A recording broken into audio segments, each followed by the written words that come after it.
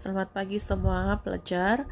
Oke, hari ini tajuk kamu ialah bab 8 tumbuh-tumbuhan semula jadi dan hidupan liar di dunia. Oke, di dalam bab 8 ini pelajar akan mengenali tumbuh-tumbuhan semula jadi dan hidupan liar di kawasan. Oke, yang pertama gurun panas, kedua hutan monsun tropika, ketiga hutan daun lurus sederhana, dan keempat hutan konifer. Oke. Kemudian apa lagi akan belajar hari ini? Oke, kamu dapat menjelaskan contoh-contoh ciri tumbuh-tumbuhan semula jadi dan hidupan liar di 4 hutan yang cikgu sebutkan tadilah. Oke, untuk info tambahan kamu, Hari Hidupan Liar Sedunia ataupun World Wildlife Day disambut pada 3 Mac setiap tahun, ya.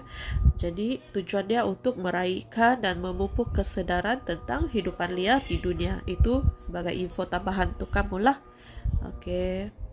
Sebab kamu belajar geografi kan. Jadi gambar ini ada gambar daripada gurun Mojave, daripada Joshua Tree National Park. Ini adalah nama gurun lah. Terusnya ini adalah sepintas lalu. Yang pertama, pelajar akan tahu di mana taburan tumbuh-tumbuhan semula jadi dan hidupan liar yang terdapat di gurun panas, di hutan monsun tropika, hutan daun lurus sederhana, dan hutan konifer, ya. Jadi ini adalah kawasannya lah. Kita lihat satu persatu. Yang warna jingga hutan konifer bagian sini, bagian negara Rusia di sini atas lah. Kemudian yang warna hijau itu ialah kawasan hutan monsun tropika. Kemudian warna kelabu kawasan hutan daun lurus sederhana, dan warna hijau kawasan gurun panas.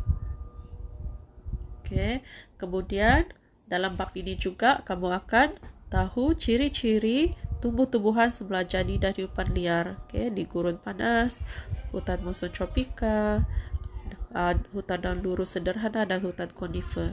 Kemudian yang ketiga, pelajar akan tahu apakah kepentingan tumbuh-tumbuhan semula jadi dan hidupan liar. Tetapi untuk hari ini cikgu akan ajar 8.1 tumbuh-tumbuhan semula jadi dan hidupan liar di seluruh dunia lah. Yang pertama kita akan lihat gurun panas. Di manakah kawasan gurun panas ini? Kawasannya meliputi gurun Thar, gurun Arab, gurun Iran, gurun Mojave, gurun Sahara, gurun Atacama, dan gurun besar Australia. Jadi sini ada sebelah sini yang cikgu kasih nampak kamu adalah gurun Mojave, gurun Atacama. Ini adalah buku teks kamu lah. Sebelah sini ada gurun Sahara, kemudian gurun Arab, dan gurun Australia. Gurun Thar sini, gurun Iran. Ya, banyaklah tempatnya.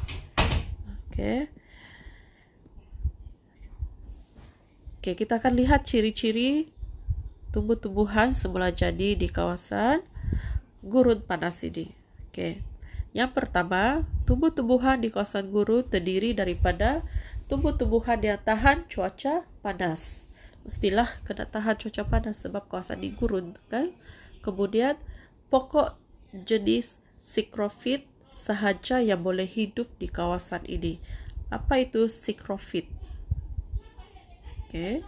Kamu ada glosari, jadi kamu tahulah sikrofit ialah tumbuhan yang dapat hidup atau tumbuh di persekitaran yang kering. Maksudnya tumbuhan ini tahan di tempat yang kering lah, persekitaran yang kering.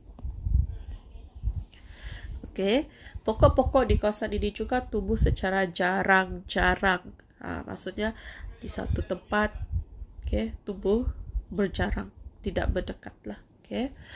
Contoh apa-apa tumbuh-tumbuhan tersebut yang sebelah jadi ialah cactus, prickly pear, semak samut berduri, rumput esparto, dan pokok akasia bantut.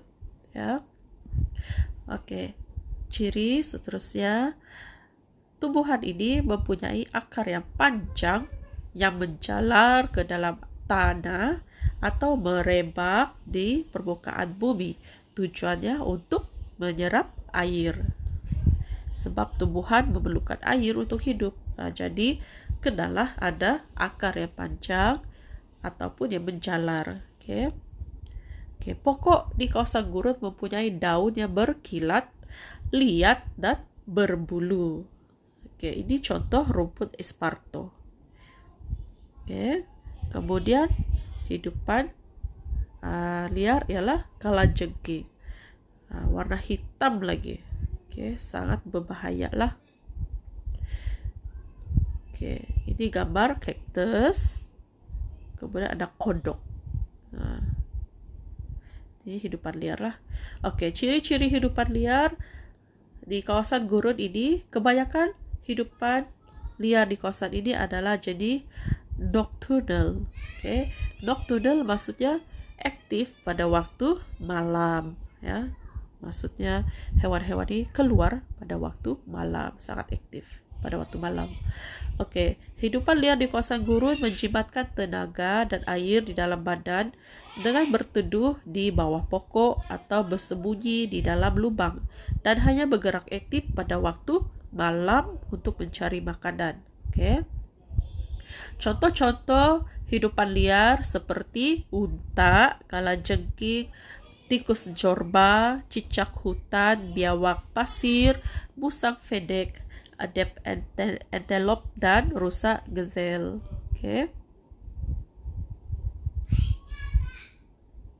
Seterusnya kita pergi hutan monsun tropika. Ini hutan monsun tropika tumbuh di kawasan India, Sri Lanka, Bangladesh, Filipina, Myanmar, Thailand, dan Laos. Yang mengalami musim kering dan musim hujan yang nyata.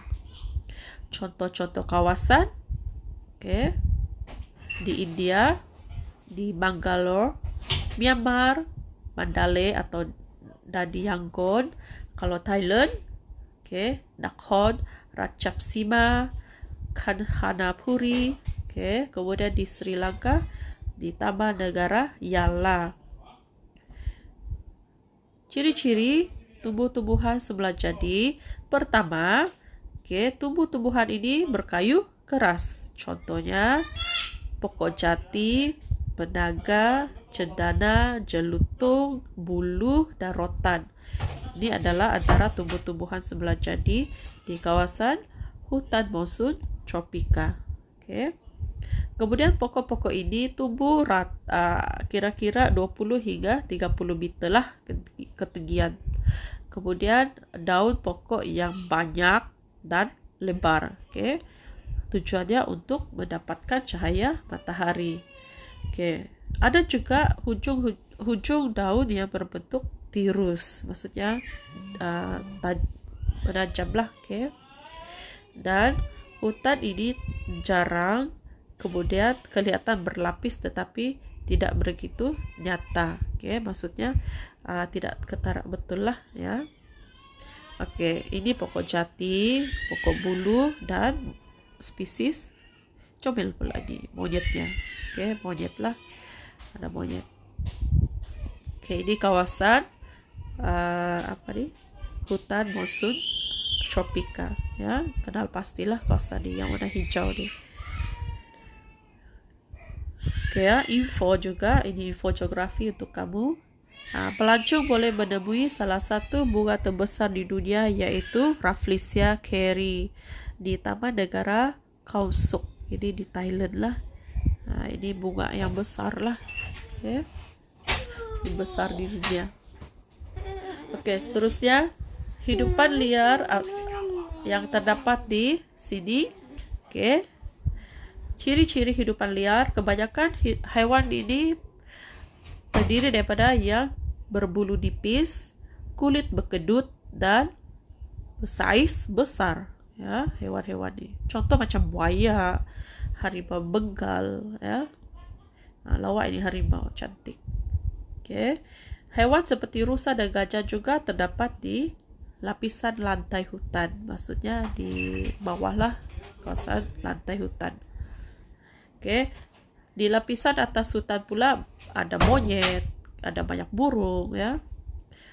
Kemudian terdapat juga hewan jenis karnivor seperti hewan begal, ular, dan buaya. Ya. Oke, kita beralih kepada hutan daun luruh sederhana. Oke, yang berwarna, kalau dalam buku teks kamu nih, yang berwarna kelambu lah. Oke, kawasan hutan daun luruh sederhana ini, oke, antara kawasannya adalah Amerika Utara, Jepun, New Zealand, Amerika Selatan, Eropah Barat, Korea Selatan, dan Australia. Oke, ini ya, ada gambar di Kanada, Amerika Selatan. Oke.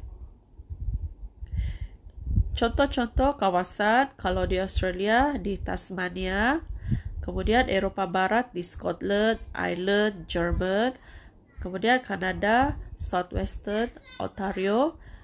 Kalau di Korea, ini banyak nih, suka nih pergi Korea nih, kan? Oke, Senyangje,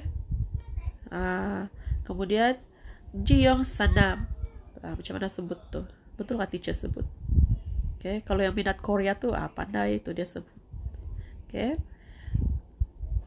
Jadi kalau kamu mau lihat lebih lanjut tentang hutan daun luruh sederhana ini, boleh pergi ke portal geografi ya. Ada portalnya, kamu boleh scan saja. Oke, apakah ciri-ciri hutan daun luruh sederhana ini? Oke. Yang pertama, pokok daun luruh mempunyai daun yang nipis dan lembut. Ya. Kemudian batang pokok mempunyai kulit tebal untuk mengurangkan transpirasi semasa musim sejuk. Oke, apa maksud transpirasi? Jangan risau, ada juga di dalam glosari. Oke, transpirasi bermaksud kehilangan air melalui liang-liang seni pada permukaan tumbuhan, oke, terutamanya stoma secara penjejatan. Oke, kita sambung. Oke, batang pokok selalunya berbentuk silinder lah dan mempunyai cabang dahan yang lebih banyak. Ya. Spesies pokok kayu keras sederhana sangat bernilai untuk kegiatan pembalakan. Oke, contoh-contoh pokok seperti oak, ash, elip, berangan, maple, poplar, dan beech. Ya. Oke, kita beralih kepada ciri-ciri hidupan liar. Oke, ini kawasan adalah Eropah Barat, oke, kawasan Korea, Australia, New Zealand, ya. Oke, tengok nih, ada beaver, comel betul, kan? Kalau kita mestilah mau jaga di binatang nih ya, sebab binatang ini sangat berharga lah. Oke, hidupan liar yang hidup di kawasan ini terdiri daripada hidupan yang dapat menyesuaikan diri dengan perubahan musim. Oke, setengah hidupan liar seperti chipmunk. Ini chipmunk nih yang macam tupai itu. Oke. Berhijrah atau berhibernasi pada musim sejuk. Oke, apa maksud hibernasi? Keadaan tidak aktif atau tidur sepanjang musim sejuk. Oke. Kemudian contoh hidupan liar seperti white letter haystack. Kemudian laser purple emperor, rusa, beaver, tupai merah, beaver, dan musang merah. Oke, semua ini adalah hidupan liar yang terdapat di hutan non-luruh. Oke, kalau yang burung pula ada burung belatuk hitam dan burung hantu. Oke. Seterusnya kita pergi kepada hutan conifer. Oke, ini kawasan hutan conifer. Oke, taburan hutan conifer di peta 8.4. Oke, kawasan sinilah yang berwarna coklat kan jingga nih. Macam coklat juga kan. Oke. Kawasan hutan ini meliputi Amerika Utara, Kanada Utara, Eropah, dan Rusia. Oke. Contoh kawasan hutan conifer di dunia seperti di Rusia, nama tempatnya Sanyang Sayan Mountain, Samara Mountain. Kemudian di Kanada Utara di Fort Smith, kemudian ada di Edmonton. Di Amerika pula Fort Yukon di Alaska. Oke. Dan kemudian di Eropah ada di Sweden dan Finland. Oke. Semua negara-negara ini cikgu suka pergi cikgu kalau ada peluang mau melancong mau pergi Sweden lah. Kalau tidak pun Finland. Tempatnya cantik. Oke.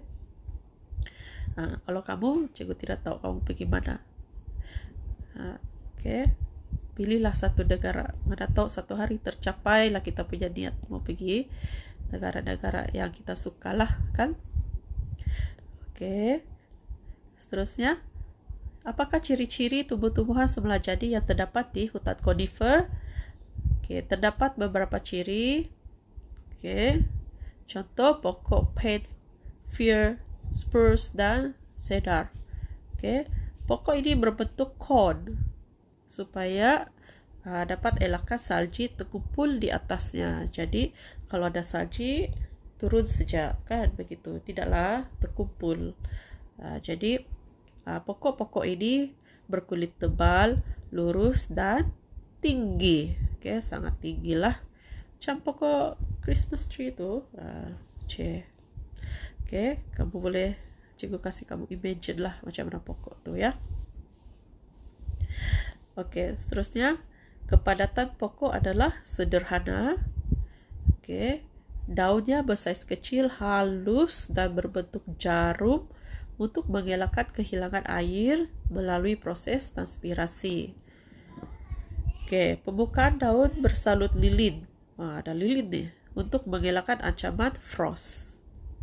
Pokok conifer mempunyai akar yang pendek dan sesuai tumbuh di tanah ponzol pada musim sejuk.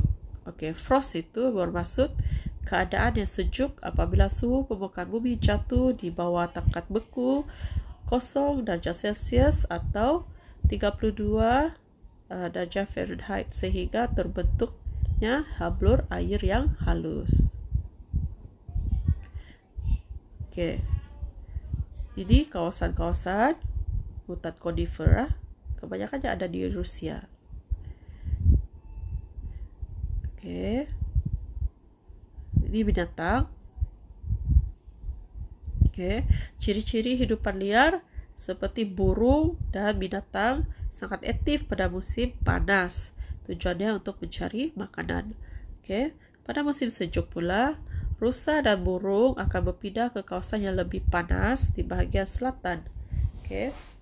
Contoh hidupan liar adalah seperti beruang, mus, ini mus lah. Gambarnya ada tanduk tuan, lynx, dan tupai merah. Ini macam kucing ini. Okay. Hidupan liar jenis jenis burung pula adalah seperti burung hantu, belatuk, burung blue jay, dan burung raven. Okay, kamu juga boleh lihat portal geografi di sini. Okay. Oke, sampai sini saja tajuk hari ini. Cikgu harap kamu boleh salin nota yang cikgu berikan tadi dalam grup WhatsApp. Untuk kelas yang seterusnya, kita akan masuk 8.2 tumbuh-tumbuhan sebelah jadi dan hidupan liar di dunia. Oke. Kemudian lepas ni cikgu akan berikan kamu soalan kuis. Oke, selamat menjawab semua dan selamat belajar. Take care.